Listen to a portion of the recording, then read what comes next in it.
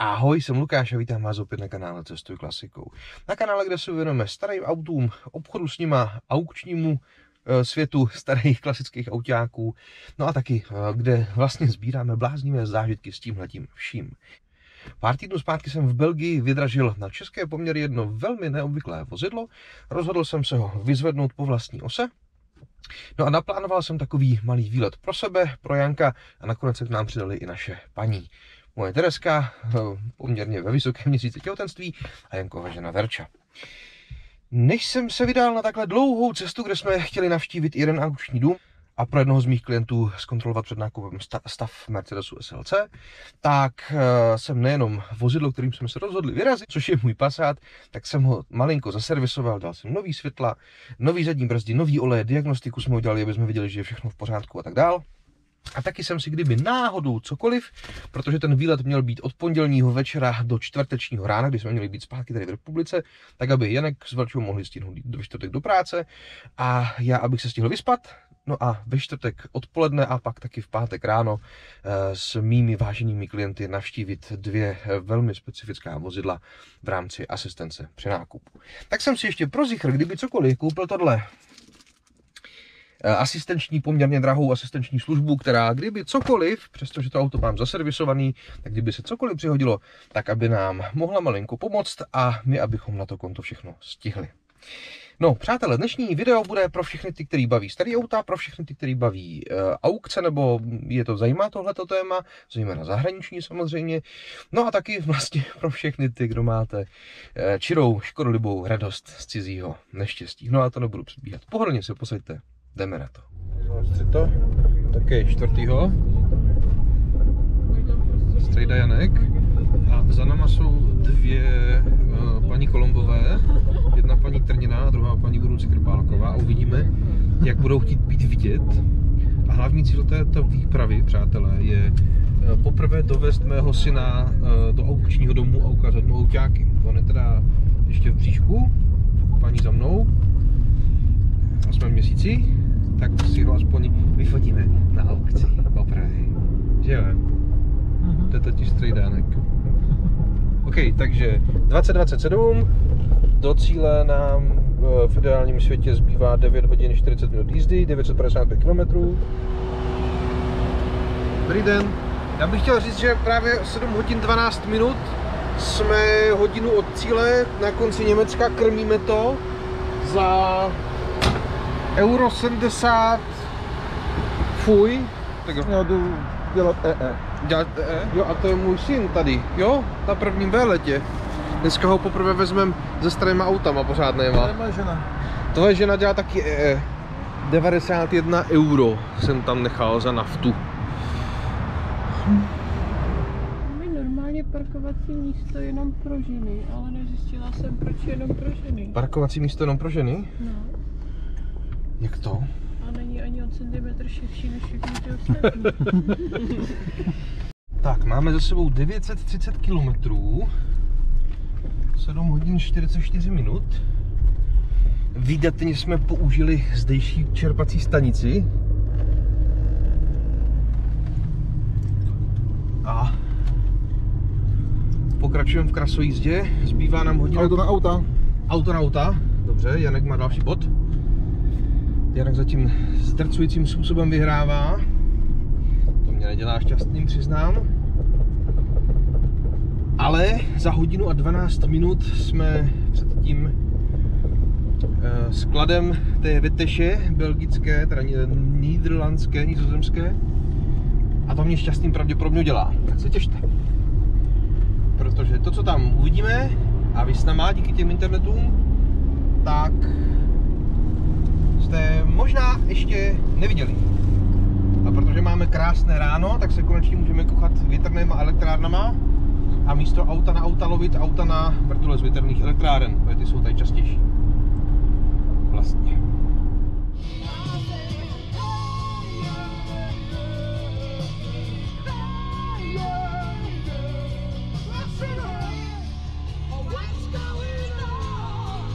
Jeli jsme na místo a Volkswagen se projevil svou přirozeností a rozdělil se nám logo Volkswagenu, Passat tady přímo. Tak, Co se tam myslíš, Lukáši? Jsi překvapený? Já ne.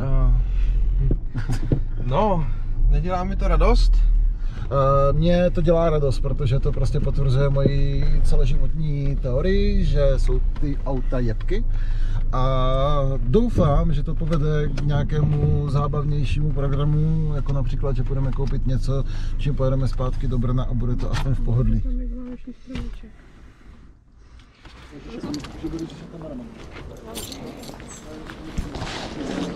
So here you can find All the vehicles. cars in. There's also an outside. There are also a lot of cars. And if you there's a Mercedes on the with the door. If you walk right, you can see the big room where we gonna prepare the auctions. Show me please if you. Oh yeah.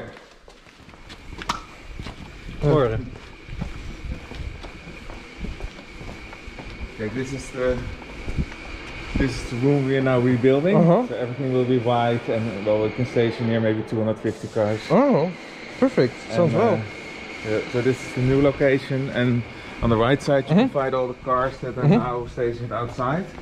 A little bit because we didn't have enough room, and also there are a lot of cars with work on it. So inside are better cars, and these are grabs? Not really, but you know, I had to make the decision what kind of cars would I put inside. So I made a selection of very different cars, so to attract a lot of people, because this is the first time now we have this auction. Okay. So, well, these are all cars. The entire property is from us. And all of these are open? Yes. Perfect. So, and if you have any questions, you know, let me know. Perfect. So, thank you so much. Have a nice morning, I think. Thank you, sir. OK, přátelé. Tak jo. Jdem najít Janka a prozkoumáme to tady, ty vole. Máme na to v podstatě 2,5 hodiny. Abyste tušili, jak já tady budu běhat, tak já vám teďka se ukážu. Takhle jsem tady s kamerou. Mám sebou blesk od Fomej a budu si takhle na ty autáky moc krásně svítit a koukat a zkoumat. Tohle je asi za mě nejzajímavější alfa, co tady je.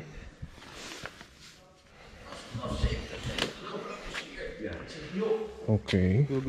And the 911 that you see over there, it's one of the first 500 911 ever built. 40,000? Oh yeah, but I think it will go over 100. It's possible. Yeah. Zrovna teda ten DAF je takový ten institut oddělování zrna od plev, protože tohle autíčko je jako ve skutečnosti velmi hezký, sice ano, je v druhém laku, z vnějšku, nicméně na tomhle stroji jsme jako neshledali žádný zásadní potíže nebo žádnou vysloveně fušeřinu, což se o většině těch aut, co tady jsou, bohužel říct jako fakt nedá. Když přijím blíž, tak už tady vidět prostě přesahy, když se někdo nedal tu práci, oni to oblepit, když už se budu nechtělo sundávat. Vidíš se na ten pant? Vidím to. To je nádhera. A schválně, přátelé, jestli byste si tohodle byli všimli z těch fotek. To je teda, tyjo, no. Ty brdě, ten podběh vzadu. Tamhle. No to je teda ale level. Jo, no tak. To jsou ty místa, které prostě nejsou vidět, no. Podle fotek bych si dokázal představit, že bych si takový auto koupil. Že jo? A hrozně bych zaplakal, kdyby mě ho dovezli. No ty brďo. A tohle je, přátelé, další ukázkový příklad toho, proč je extrémně nezbytný na takovýhle prohlídky jezdit. A teďka nás čekají ještě 252 km na druhou zastávku dnešního dne, a to je vyzvedávání Vauxhallu Viva z roku 1976, což je mimochodem auto, který já jsem koupil taky naslepo, respektive na fotky aukčního domu, jinýho, než jsme se byli podívat. Jsem hrozně zvědavý, co nás to vlastně čeká. Já bych tomu asi řekl jenom to, že když jsem viděl ty fotky, tak jsem skutečně čekal, že ty auta budou daleko v lepším stavu. Ale o to víc jsem asi byl překvapený, když jsem to viděl na vlastní oči a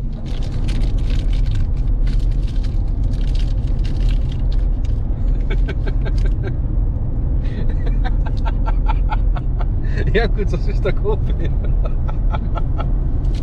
Já jsem se právě zbudil. Právě jsem zaplatil... Milion. Právě jsem zaplatil 4,95 € mýto. A ještě 39 minut to máme do Gentu, nebo Chentu, nebo jak říká Janek, že se to říká, jak říkáš, jak se to říká? Chent. Chent. A v tom Chentu je Vauxhall. Nebo pro zlé jazyky Opel, ale Vauxhall Viva je vůz, který ještě je z éry, kdy Vauxhally nebyly pouze přebrandovaný Opely. Tak vidíme, je to Viva HC, protože já mám rád odvážná rozhodnutí. Tak Vauxhall Viva se proslavil třeba v Kanadě tím, že to vozidlo museli stáhnout z prodeje, protože nebyli, jestli jsem to správně pochopil, schopni čelit reklamacím na korozi. Takže to pravděpodobně může být velká zábava, zejména vzhledem k tomu, že já jsem vozidlo zakupoval výhradně asi na 9 fotografií v jednom aukčním domě. Což nikomu nedoporučuju, ostatně o tom je tahle celá videosérie mimochodem. A názorně si ukážeme, jestli bylo či nebylo moudré tímto způsobem koupit i toho Vauxhalla. V každém případě to je v nádherné barvě, která mě hrozně bere. A to auto se mi fakt strašně líbí, takže já jako, no, to uvidíme, nechte se překvapit. A já se pak Lukášovi budu smát, až na to bude zhánět náhradní díly. A furt jdeme rovně. Furt jdeme rovně, pořád. Angličani jsou efektivní, takže jdeme rovně. Výhradně. No a za 7 minut je Vauxhall time. A Janek bude se mnou, bude dělat kameramana. Já použiju svou skvělou africkou angličtinu a řeknu hello, greetings from Czech Republic. To není I would like to pick up my Vauxhall Viva. Thank you. Janku, pojďme přepnout do angličtiny, naše diváky to bude bavit. Ne, nebudeme prznit cizí jazyky. Já rád przním cizí věci. Já mluvím anglicky, když musím. Tak teď musíš. Ne, nemusím. Budeš konfrontován s musem. Jsem Gyeongem musel. Ano. Ano, došel jsem k závěru, že Jankovi koupím Sankyong. Aby musel. Spíš by si to měl koupit ty, protože budeš muset. Já se těším. Trochu se bojím. Mám hlad. Je, Voda, řeka, živá. Moře. Lodě. Ochočený lidi. Kola bába. Tady má každý koně, každý má krávu, každý má elektromobil a velký plac, na který má tu krávu, koně a elektromobil. Jo. A kukuřici, kterou ti koně pěstují za tím účelem, aby mohli nakrmit ty lidi. Jo, aby se opak oni mohli starat a chodit jim pro mrkvičku. Že během toho, co jedeme pořád rovně, tak z toho trošku šílíme, jak vymýšlíme takovéhle teorie. Ne, to padlo do nouze, jak říkám, co?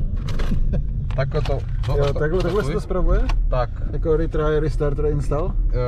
Kdy to budeme reinstalovat? Triple R. Takže už jsem to restartoval a už to není v nouzi. Asi tam zhasl Egra. Zjistili jsme, že Gent, ten město, do kterého jedem, se vyslovuje Gent. A záleží, v jaký části Belgie bydlíš. Jo, buď, no. Hele, cyklista proti ochočený cyklista. Vidím, že cyklisti jsou idioti úplně ve všech státech. No. No. Chce umřít a potom bude brečet, že ho zlý auta zabili. Zase to padlo do nouze. Dobře. Restart. A už to není v nouzi, jo! A stále nás dělí 4 minuty od mého Vauxhallu. Ne, ještě se půjdeme podívat na ten Mercedes. Ale to už nespěcháme. No, ale musíme tam být na čas. Ale to už je soukromník, ten počká. No to není pravda, musíme tam... Vauxhall, Mercedes a pak se můžeme napapat. Ježíš, můžeme tam jít pozdě. Ne. Proč ne? No, protože ne. Já chci mít nejdřív hotový pracovní věci a pak... A pak se můžeme najíst, to je kravina. To je naopak skvělý. Ne, a i během práce máš obědovou pauzu, to jenom uvařiči nemají. Tady máš, na. Ale to není na oběd. No tak proč mi to sežral celý? Já jsem ti nesežral celý. No sežral jsi mi to celý. Tak třetinu jsem měl. Jo? Jo. Polovina tam zůstala a tu první polovinu jsme snědli tak jako na půl. No. A když vezmu v potaz, že jsem toho měl víc, tak jsem měl tak třetinu. Takže... Nevěřte Jankovi, když jde o čokoládu. Nikdy. Belgičani mají výrazně horší cesty než Nizozemci. Ale výrazně lepší než Němci, protože nezažil jsem dlouho nic tak špatného jako německý autobahn. Nás to naklepala hřízky. Nechápu, jak to může jezdit 250 km za hodinu. Jako to není únavný, to je napínavý, to je největší zážitek dnešního dne. Tohle je nejnudnější dům, který jsem kdy v životě viděl. To souhlasím. To bude určitě ředitelství Volkswagen pro tuto krajinu. Hello. I'm here for Vauxhall Viva. Yes, you are... Yep, Lukas Kapalek. Hello. Yeah. I have for you this.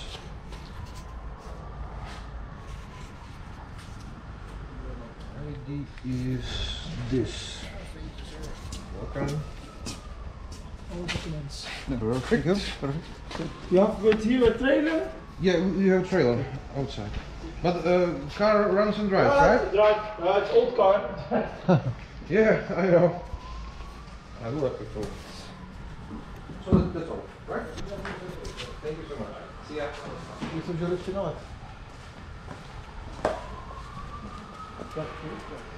A to jsou český převoz? Oh, no.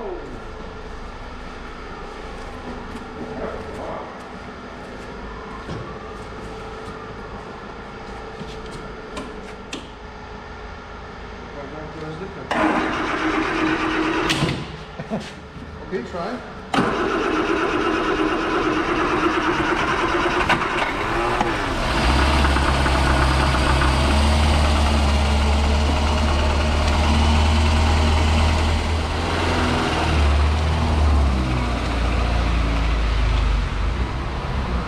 Ale to je vlastně jako docela dobrý, jo.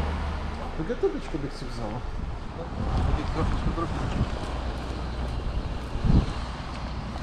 Perfect, thank you. Nice car, eh?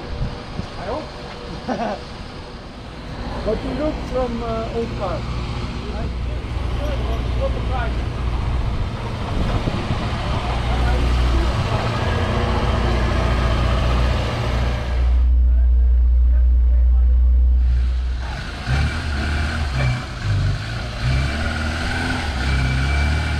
Nesvítí na tom nic? No, kontrolky nesvítí. Žádný nejsou. No jsou zasly všechny. Tak to zaručkuj, jestli tomu ručka ručkuje. Cože? Máte podle mě zvýšený volnoběh, spojka bere celkem dole. Tak on je tam totiž puštěný ten sítič, víš? Aha. Ať to nezdechne. Děkujeme vozíky za rychlé doručení těsně před cestou. Budeme vypadat lepšejc. Já to zavážu a Janek vám to mezi tím ukáže. Taky jo, kyslinky. A ze spod jsme si všimli, že to je nějak už řešená antikorozní ochrana. Je tady vidět tady nějaká povrchovka, nicméně to nevypadá na nic zásadního, což je pozitivní. Teďka nám ten motor chrčí, aby jsme ho jednak slyšeli, ať se trošku ohřeje, a jednak protože už bychom ho nezvládli nastartovat, ta baterka tam je mrtvá. Že jde to vlastně na alternátor, což je taky dobrá zpráva, to znamená, že alternátor funguje hezky. S tím problém není. Tak přátelé, na první dobrou. Fakt nevypadá vůbec špatně. Je srandovní motorek. No.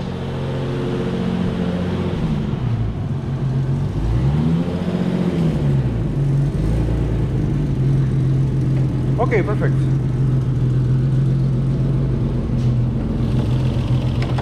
Jsou 28 kola. 28 inches?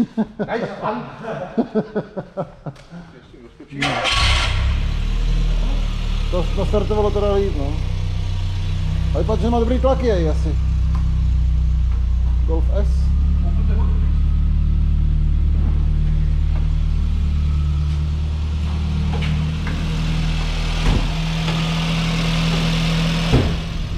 Mě v obci mě, já jedu 55 a v obci mě předjíždí tohle. Znervozňuješ ho. Asi. Jedeme se, přátelé, podívat ještě jednomu klientovi zkontrolovat vozidlo. Tentokrát to bude Mercedes-Benz. asi o tom potom někdy v budoucnu, podle toho, jak se klient rozhodne, vyjde nějaké separátní video. Oh, perfect. You know, maybe I am a little bit scared because I have maybe it's not put on the left very correctly. See ya. So, Janek, what did you mean? Be gently and use correct Czech language. A zavaž si botičku. Tak a takový malý pokračování, respektive finish prvního dne. Janek vybral apartment pro rodinu Trněnů a rodinu Krapákovou. Takže to budou 2 pokoje a 2 separátní toalety, takže jeden pokoj je tady a druhý pokoj je tady, jo, tady a koupelna s toaletou je tady. Everything in open space. Jak se tady rozžíhá. Třeba tady. Takže až se to, kdokoliv, tak everything drew to the two. To the true. To the true. A já vím rozhodně, kdo spí tady. Ale tam to bude takový.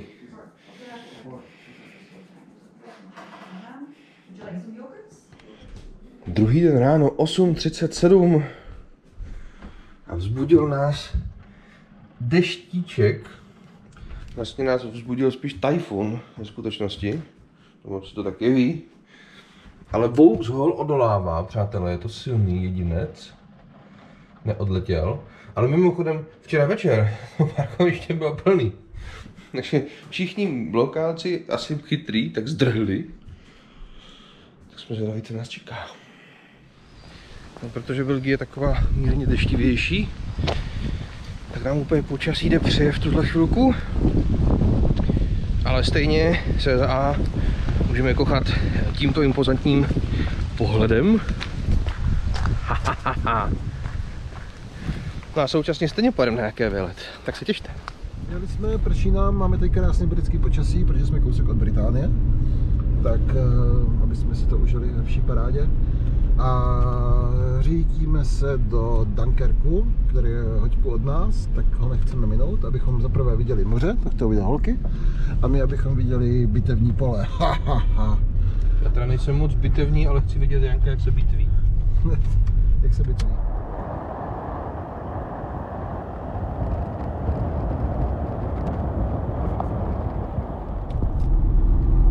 Panekový mlíčko! Panekový mlíčko! Dejte mu zadál. Série 1, říkám to dobře. Right hand drive. Zastávka v Bruselu. A zábava na téma parkovací automat. Ahoj, já jsem Lukáš. Ahoj, já jsem Lukáš. Já ne. Ty jsi Janek. To zní jak urážlivě. Janku, kde to jsme? Jsme vyjeli právě z Bruselu. Aha. Nacházíme se na dálnici, která nás povede zpátky domů. Čeká nás 1140 km a řídit bude jenom Lukáš. Protože já nemůžu. Ještě nemá BEčko. Což teďka zrovna je to protože mě čeká pár desítek hodin beze sníh. Skoro. No a Passat nám furt padá do nouze, fakt je to asi o egru. A škoda, že sebou nemáme žádného mechanika. Škoda, že sebou nemáme žádného mechanika. Ale s tím bychom stejně jako nic nevymechanikovali, takže jedeme dom jako dost na pankáče. Protože druhá varianta je tady použít nějaký belgický servis. A po našich zkušenostech s Belgičany, Janku, co? Radši to dotlačíme, já si myslím, že to bude efektivnější. Protože ačkoliv jsme si na počátku mysleli, že Belgičani jsou velmi efektivní, tak jsme vlastně zjistili, že jsou naprosto neefektivní. Pozor, rodilí Belgičani, jo? Takový originální Belgičan. Kterých už to vlastně moc není. Ve skutečnosti. Kopili teda po návštěvě toho kamaráda. No. Tímto zdravíme Ondřeje a Zdeníčku a děkujeme za kafe. Aby to bylo veselější, tak jsme teďka asi, je 3:45, my jsme byli hodinky vtipně, je 1:45 nebo 3:45 nebo tak něco, mimo to, že nám asi zdechl Egr a proto nám to ve chvíli, kdy já jakoby trošku pokusím brzdit motorem, tak to padne do nouze. Ale když je to v nouzi, tak to samozřejmě nemá to žádný tah a my jsme s vlekem. To znamená, že já to musím pravidelně restartovat. Když prostě, a tam fakt stačí malinkatej brždíníčko motorem, nebo prostě jenom jsme v tahu a trochu prudčej uberu plyn, třeba vystoupání nebo tak to padne do nouze a já to potřebuji vždycky restartovat, tak tyhle ty restarty, protože jsme takhle proskákali několik belgických měst a ty natáhnout to lepší, ale stejně překonávám kopec, uberu plyn, padne do nouze, prostě není to ideální vůbec. Tak těma opakovanýma restartama to asi vzdává Altík, takže mi došlo dobíjení, proto jsme stali na pumpě. Teďka Janek se stahuje diagnostickou apku pro Volkswagen, takže ano, Janek budu mít diagnostikovat Volkswagen, zdá se. A zjistíme, kolik to dobíjí. No a buď budeme volat asistenčku rovnou a necháme se odvléct potupně, nebo co mě napadlo, takže by mohla vlastně být baterka na sklonku, protože těma opakovanými restartama mám vlastně poměrně jako intenzivní pecky. Takže buď to o Altíku, nebo je to o baterce, v každém případě necháme to chvilku takhle být. Nastartujeme to, zjistíme, kolik to dobíjí a probereme co dál, že buď preventivně koupím tady na pumpě novou baterku za drahý peníze a prostě pojedeme dál a uvidíme, co se bude dít a pak, když tak asistenčka, nebo ji budeme volat rovnou. To uvidíme. Takže tak. No, ještě jsem si tu asistenčku dokoupil, že než jsem vyrazil. Byl jsem chytrej. Dnešní se sjednává 5.10.21 do 4.11.21. Nevím, jestli jste mě slyšel? Ano, slyšel, chvíličku. Já vás teď úplně nepotěším, mě to nic nedohodalo ani podle poznávací značky, ani podle toho čísla pojistky, ani když se podívá do toho systému, tam teď jedině jako nějaké ověření, že toto nová smlouva je u oddělení, jakoby, co si tam dají do pojistky, ale to přijdou kolegové nejdřív až 7 někdy ráno, 7 ráno, dejme tomu. To nemyslíte moc vážně, že ne? To je hodně blbý for. Dobře, tak já potřebuji teda v tom případě vědět, kde je chyba. Vy to z nějakého důvodu tu smlouvu nevidíte. Proč ji nevidíte? Jak já to můžu jako klient ovlivnit? Je pracovní týden, není žádný den ze soboty na neděli. A hele, ta smlouva byla uzavřená v pondělí. To tady potvrzuje, že od 5.10. ta smlouva funguje. Takže prostě zavolejte někomu, zbuďte svého nadřízeného, který to je schopný najít, pokud nemáte oprávnění na to fungovat ve vašem systému. Ale okamžitě. Už je nadřízený se... Dobře, já se taky mluvím, nashledanou. Ty vole, mi zavěsil. Ty vole.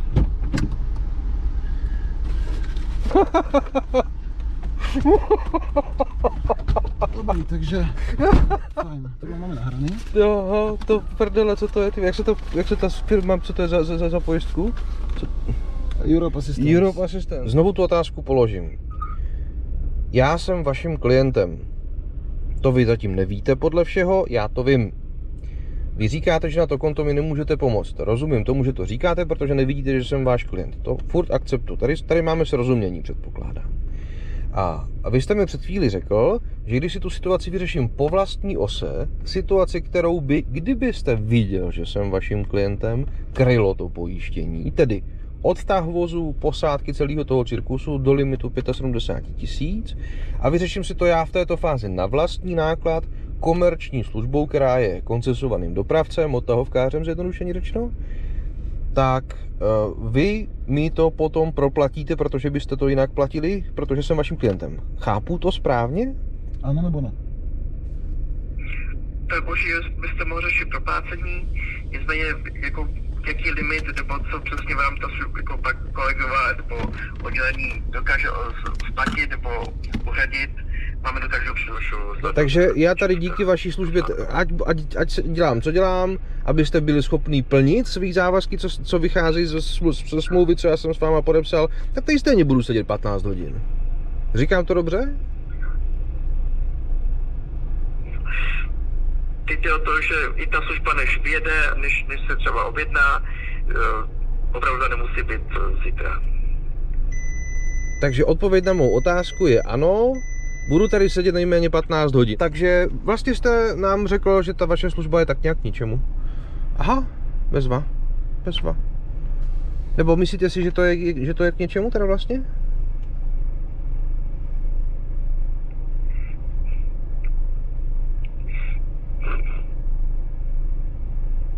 Já čekám na odpověď, já jsem položil otázku.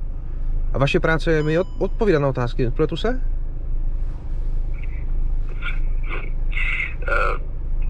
Svůj postup máte v poslední době, nebo pokud máte zaplacenou, tak je v podstatě na standardní. Je v podstatě standardní řešit odtah vozu do nejbližšího servisu. Limité pojistky, které zmiňujete, tak v podstatě jsou na standardní. Ano. A nadstandard znamená, že když se mi ta kára rozletí, tak tady budu sedět 15 hodin a dohadovat se s někým a volat si externí subjekt? Takhle vypadá vánoční stromeček. 2:30 ráno a Europe Assistance říká co? Jo. Ano, tušíte správně. Závěr té cesty se neúplně podařil, takže jsme aspoň sbírali v tom ryzím zoufalství záběry pro videa, která chystám pro mého syna ze začátku jeho života. A abys viděl, tak takhle jsme trávili tvou první zahraniční cestu a mama se teďka kochá přírodou.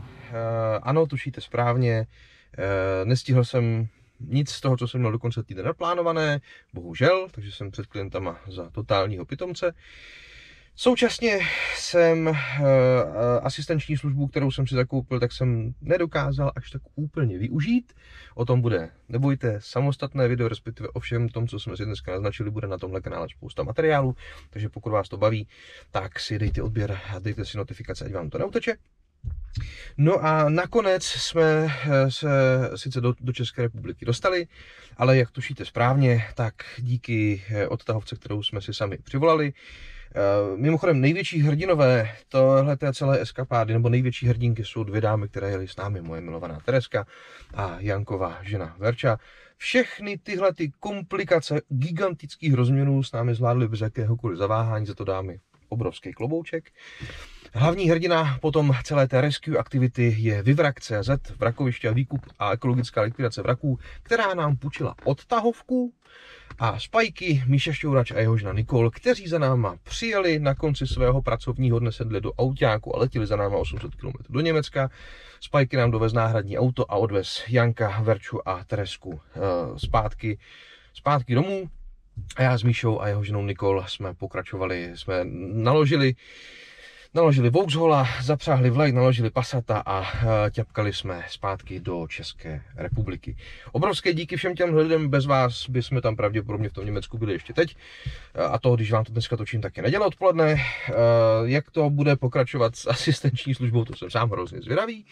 Vlastně ve skutečnosti v tuhle chvilku jsem v tom, nemám to ještě přesně sečtený, ale 42-45 tisíc korun jsou moje hrubé náklady a to ani v nejmenším nepočítám naše pracovní dny a to, co se nám přihodilo, protože jsme nebyli schopni ani já, ani Janek díky téhleté celé veselé komplikaci bohužel dodržet všechny závazky vůči našim klientům, které jsme měli dávno předtím nasmlouvané, takže jsme trochu za trumpety, bohužel. No, tak si na to všechno si počkejte, doufám, že máte, nebo v budoucnu budete mít jenom lepší a lepší zážitky než my na konci téhleté cesty. No a díky za vaši pozornost, pište nám do komentářů, co mám se stříhat nejdřív z toho, co jsem dneska všechno naznačil. No a těším se na vás u videa příštího, tak se mějte skvěle, buďte zdraví a pokud to aspoň trochu jde, tak cestujte klasikou. Zdaric!